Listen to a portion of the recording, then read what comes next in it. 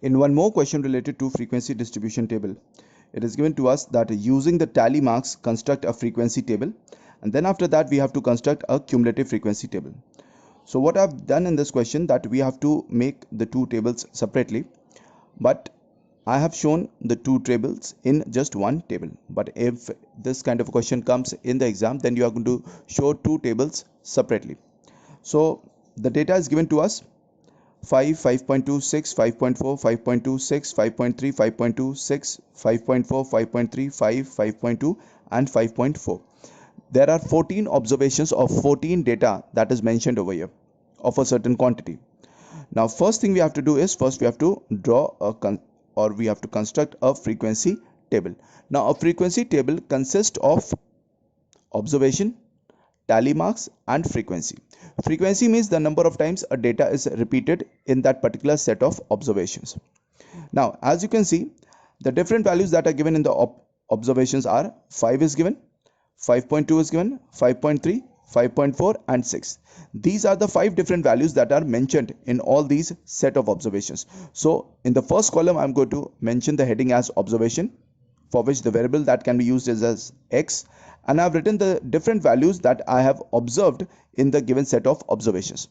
Now second column will be for tally marks, in which we are going to draw lines as per to the number of data that is present in that particular set of observations, and the third column will be consisting of frequency. So by drawing these three columns, the frequency distribution table is prepared.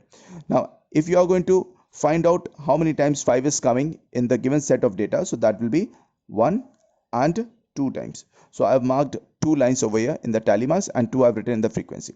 Same thing, 5.2 is coming how many times?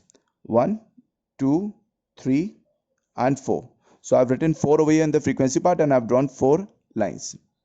Then 5.3, that is coming 2 times, I've drawn 2 lines.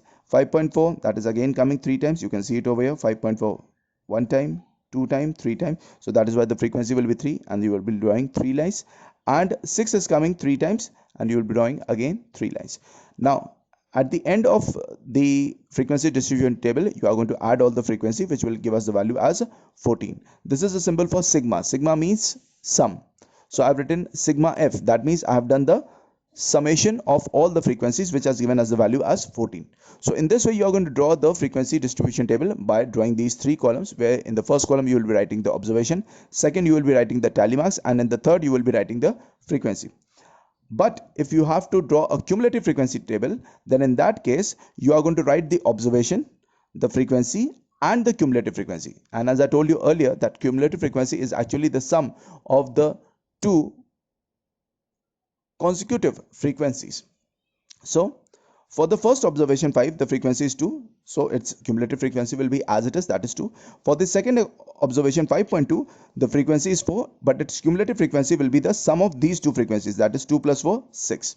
For the third observation 5.3, the frequency is again 2, but the cumulative frequency will be the sum of these three frequencies, that is 2 plus 4 plus 2, that is equal to 8. For the fourth observation 5.4, the frequency is 3, and therefore the cumulative frequency will be the sum of all these 4 frequencies, that is 11. And for the last observation 6, the frequency is 3 and the cumulative frequency will be the sum of all the frequencies, that is equal to 14. So in this way you can construct a cumulative frequency table in which you require only 3 columns. The first column will be of observation, the second column will be of frequency, and the third column will be of cumulative frequency.